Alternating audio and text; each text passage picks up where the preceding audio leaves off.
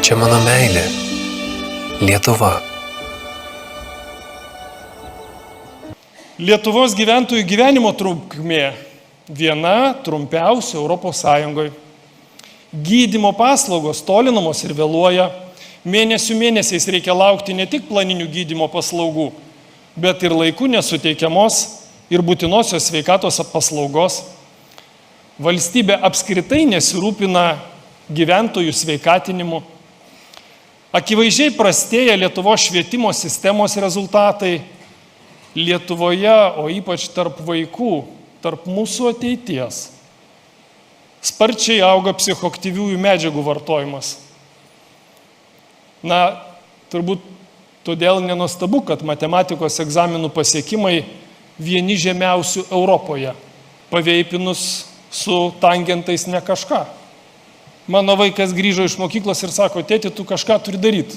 Sakau, ko čia tu dabar taip staiga? Ką aš turiu daryti, dėl ko? Sako, tu žinai, kas darosi mokyklose? Ir čia aš nekuriu iš tos istorijos, jin yra reali, jin yra realiai įvykusi. Mokyklose ir už jos ribų plinta psichoaktyviųjų medžiagų vartosena tokiais tempais, kokiais mes neįsivaizduojam. Ar buvo pasiūlyta bent viena efektyvi ir racionali priemonė, kaip skubiai spręsti šią problemą? Ne.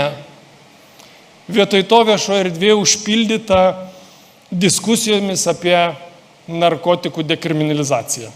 Mokytojai, tie didvyriai, ant kurių pečių dar kažkiek laikosi mūsų ateities intelektualinis potencialas, paliekami vieni kovoti su bevertėmis programomis, projektais į kitokią biurokratiją. Pakeitusi programas valdžia ne tik nesugeba jų paaiškinti mokytojui, vadovėlių nesugem parengti. Atėjo laikas veikti.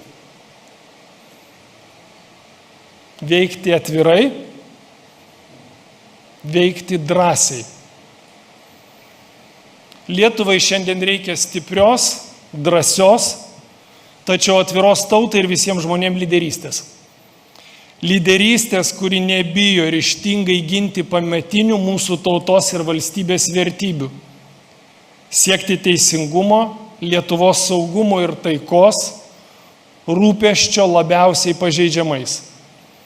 Lyderystės, kuri negaili jėgų ir ryžto, bei turi kompetenciją pakeisti ydingą Lietuvos politinę ir valdymo sistemą. Girdėdamas ir jausdamas daugybės Lietuvą mylinčių žmonių, apsisprendžiu dalyvauti ateinančiais metais vykstančiuose Lietuvos prezidento rinkimuose.